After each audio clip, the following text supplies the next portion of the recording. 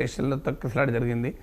ఈ కాంట్రవర్సీకి మరీ ముఖ్యంగా ఏంటంటే ఇటీవల ఆ సంగమం త్రివేణి సంగమంలో వాటర్ పైన ఫీకల్ బ్యాక్టీరియా, చాలా ప్రమాదకరమైన బ్యాక్టీరియా ఇది. ఈ ఫీకల్ బ్యాక్టీరియా పర్మిసిబుల్ లిమిట్ దాటి ఉంది అనేది వచ్చింది. ఎందుకంటే 50-60 కోట్ల మంది వచ్చారని చెప్తున్నారు. అన్ని కోట్ల మంది వచ్చినప్పుడు శానిటేషన్ ప్రాక్టికల్గా సాధ్యం కాదు. ఇప్పుడు మన ఇంట్లో 20 మంది ఫంక్షన్ అయిందనుకోండి, వస్తే ఇంట్లో 4 బాత్రూమ్లు 3 బాత్రూమ్లు ఉన్నా ఎట్లా తయారైతే మనకు తెలియదా? మనం భరించలేకుండా తయారవుతాయి 20 మంది. ఇప్పుడు మహాకుంభను అప్రతిష్ట పాలు చేయాల్సిన అవసరం లేదు. మీరు మహాకుంభ నిర్వహణలో లోపాలని మీరు పొలిటికల్గా ఎక్స్పోజ్ చేయదలుచుకుంటే ఎక్స్పోజ్ చేయొచ్చు. ఎందుకంటే అంత భారీ యాక్టివిటీ జరిగినప్పుడు అనివార్యంగా లోపాలు ఉంటాయి, అవి ఉండకూడదు. కానీ మీకు మహాకుంభలో తొక్కిసలాట జరిగింది, ఢిల్లీ రైల్వే స్టేషన్లో తొక్కిసలాట జరిగింది. ఈ కాంట్రవర్సీకి మరీ ముఖ్యంగా ఏంటంటే ఇటీవల ఆ సంగమం త్రివేణి సంగమంలో వాటర్ పైన ఫీకల్ బ్యాక్టీరియా, చాలా ప్రమాదకరమైన బ్యాక్టీరియా ఇది. ఈ ఫీకల్ బ్యాక్టీరియా పర్మిసిబుల్ లిమిట్ దాటి ఉంది అనేది వచ్చింది. ఎందుకంటే 50-60 కోట్ల మంది వచ్చారని చెప్తున్నారు. అన్ని కోట్ల మంది వచ్చినప్పుడు శానిటేషన్ ప్రాక్టికల్గా సాధ్యం కాదు. ఇప్పుడు మన ఇంట్లో 20 మంది ఫంక్షన్ అయిందనుకోండి, వస్తే ఇంట్లో 4 బాత్రూమ్లు 3 బాత్రూమ్లు ఉన్నా ఎట్లా తయారైతే మనకు తెలియదా?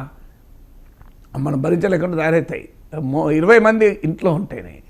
సో అందువల్ల ఆటోమేటిక్గా అన్ని కోట్ల మంది వచ్చినప్పుడు నువ్వు ఎన్ని శానిటేషన్ ఏర్పాట్లు చేసినా అనివార్యంగా ఇంపాక్ట్ పడుతుంది, పడకుండా ఉండదు. ఇంకా ఆ పడేదాన్ని భక్తి వల్ల ప్రజలు పట్టించుకోకపోవచ్చు, కానీ ఆ విమర్శ ఉంది.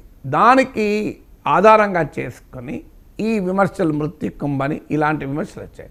దీనికి కౌంటర్గా బీజేపీ యోగి ఆదిత్యనాథ్ అసలు ఆ నీళ్ళు తాగొచ్చు, అవి మన తాగే నీళ్ళలాగా ఉన్నాయని వాళ్ళు, ఈ 2 ఎగ్జాగరేటెడ్ స్టేట్మెంట్స్. ఒకటి తాగేలాగా నీళ్ళు ఉన్నాయనే స్థాయికి డిఫెండ్ చేసుకోవడం వల్ల ఇంకా విమర్శలు పెరుగుతాయి.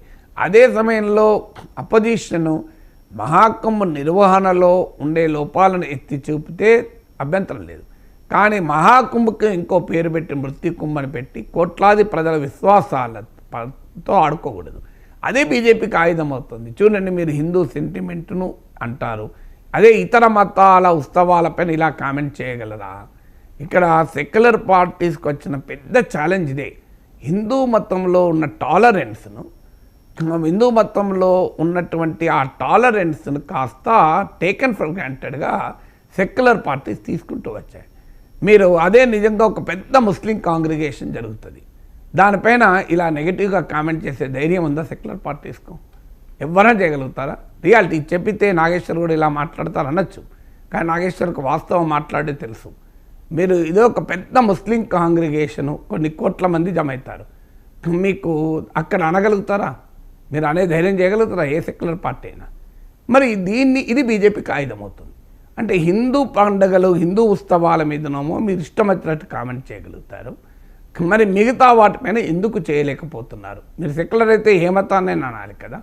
సో కొన్ని లక్షల మంది కోట్ల మంది హిందువులు వచ్చినా అలాగే ఉంటుంది, ముస్లింలు వచ్చినా అలాగే ఉంటుంది, ఎందుకు మా పైన అటాక్ చేస్తున్నారు అనేది బీజేపీకి ఆయుధం అవుతుంది.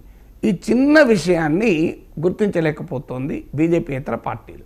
అందుకే మీరు గమనించండి, దేశవ్యాప్తంగా హిందూ ఓటు బీజేపీ కన్సాలిడేట్ కావటానికి సెక్యులర్ అపోజిషన్ అనుసరించిన ఒక షార్ట్ సైటెడ్ పాలిటిక్సే కారణమవుతుంది. నేను అందుకే ఉదాహరణ చెప్పాను, మీరు మృత్యు కుంభ అనాల్సిన అవసరం లేదు కదా. మృత్యు కుంభ అయితే ఇన్ని కోట్ల మంది ఎందుకు వెళ్తారు? మృత్యువులో కలిసిపోవాలని వెళ్తారా? మీకు నమ్మకం ఉంటే వెళ్ళండి, నమ్మకం లేకపోతే వెళ్ళకండి. ఇతరుల విశ్వాసాలని క్వశ్చన్ చేసే అధికారం నీకు లేదు. ఇతరులకు ఏదో నాస్తిక సంఘాలు చేస్తాయంటే నేను అర్థం చేసుకోగలుగుతా, వాళ్ళ పనే నాస్తికత్వాన్ని ప్రబోధించడం కనుక. హేతువాద సంఘాలు చేస్తాయంటే నేను అర్థం చేసుకుంటా, ఎందుకంటే వారు ఈ నమ్మకాలు విశ్వాసాలను అంగీకరించరు కనుక, వాటి నుంచి సమాజాన్ని విముక్తి చేయాలన్నది వాళ్ళ లక్ష్యం కనుక. కానీ లౌకిక ప్రతిపక్ష పార్టీ లక్ష్యం అది కాదు. సెక్యులరిజం అంటే ఇర్రిలీజియస్ సొసైటీని కాదు, మతాతీత సమాజం కాదు. సెక్యులరిజం అంటే మతాతీత రాజ్యం, రాజ్యానికి మాత్రమే మతం ఉండకూడదని సెక్యులరిజం చెప్తుంది. సెక్యులరిజం ఎక్కడ మతాన్ని అంతం చేయమని చెప్పదు. కోట్లాది మంది ప్రజల మత విశ్వాసాలపైన నెగిటివ్ కామెంట్స్ చేసి పొలిటికల్గా మేము బీజేపీని అటాక్ చేస్తామన్న భ్రమలో ఉన్నారు. అది పొలిటికల్గా బీజేపీకి ఉపయోగపడుతుంది. వీళ్ళకి అర్థమై వస్తలేదు ఎంత చెప్పినా. అల్టిమేట్గా అది పొలిటికల్గా బీజేపీకే కదా లాభం. ఎందుకు ఇప్పుడు చూడండి, హిందూ ఉత్సవాలపై దాడి. అదే నువ్వు ఇన్ని కోట్ల మంది భక్తులు వస్తున్నారు, మీరు ఆ ఫీకల్ బ్యాక్టీరియాను ఎందుకు క్లీన్ చేయరు? మీరు ఆర్టిఫిషియల్ ఇంటెలిజెన్స్ ఉపయోగిస్తామన్నారు ట్రాఫిక్ కంట్రోల్కు, ఏమైంది? ఎందుకు స్టాంపీడ్ జరుగుతున్నాయి? మీరు అండర్ గ్రౌండ్ ఫిల్టర్లు పెడతాం, 7,500 కోట్లు ఖర్చు పెట్టారు ఈ మహాకుంభ నిర్వహణకు. అండర్ గ్రౌండ్ ఫిల్టర్లు రివర్లో పెట్టి ఎప్పటికప్పుడు వాటర్ను ఫిల్టర్ చేస్తామన్నారే, మరి ఈ ఫీకల్ బ్యాక్టీరియా ఎందుకు వచ్చింది? ఇవి కదా అడగాల్సిన క్వశ్చన్స్. విఐపీలకేమో మీరు బ్రహ్మాండంగా దర్శనం అవుతుంది, ప్యాకేజీలు తీసుకున్న వాళ్ళు డైరెక్ట్గా మిమ్మల్ని ఫ్లైట్లో తీసుకెళ్తారు, ఫ్లైట్ దిగడంతోనే పట్టుకెళ్తారు, బోట్లో తీసుకెళ్తారు, సంగమంలో స్నానం చేయించి మళ్ళీ పట్టుకొస్తారు ఎయిర్పోర్ట్కు. మనందరూ తెలుసు, ఇక్కడ మీరు ఎవరినైనా పోయిన వాళ్ళు అడగండి. మరి డబ్బులు ఉన్నవాడికేమో ఇన్ని ఏర్పాట్లు ఉన్నాయి, సామాన్యుడేమో 300 కిలోమీటర్లు 200 కిలోమీటర్లు ట్రాఫిక్లో ఆగాలి, భయంకరమైన ఇబ్బందులు పడాలి, తొక్కిసలాటలు అనుభవించాలి. కాస్త డబ్బున్నవాడేమో హాయిగా మహాకుంభకి వెళ్ళి పుణ్యస్నానం చేసేస్తున్నాడు. ఇదెక్కడి అన్యాయం? ఇలాంటి ప్రశ్నలు అడగాలి. ఈ విఐపీల గోల ఏంటి? సినిమా యాక్టర్ల గోల ఏంటి? సినిమా యాక్టర్లు మహామండలేశ్వరుడు ఏంటి?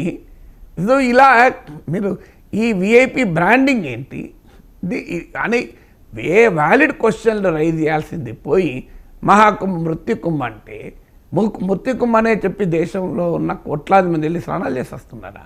మన దగ్గరికి వెళ్ళి కూడా ఎంతమంది వెళ్తున్నారు? బోలెడు మంది వెళ్తున్నారు, మనకు తెలిసిన వాళ్ళు కూడా.